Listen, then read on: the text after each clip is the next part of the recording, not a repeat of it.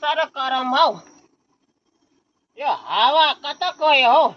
हो नि हुनु त गरम त मलाई पनि पुरा भएको छ नि। एउटा पात हल्लिँदैन त अहिले त। इ हल्ल्यो त।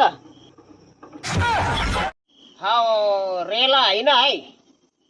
हेर केटा, अब त त ठुलो फाको हो, नानीको पाउहरू भइसकिस्। यसो समयसँग चल्नु सिक है। हुन्छ हौ, बुझिस्? तपाईँले भनेकैको जस्तो गर्छु नि।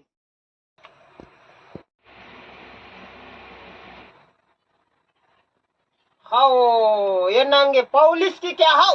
दिउँसै आगो तापेर पसिरहेको जस्तो यस्तो खाममा। अन्त तपाईँ आफै भनेको होइन समय अनुसार चल्नु भनेर। समय अहिले गरम छ, अन्त गरम समयमा समय अनुसार चल्नुको लागि त गरम आगै ताप्नु पर्यो नि त। हौ यो पुच्छहरूसँग पनि सकिएन हौ।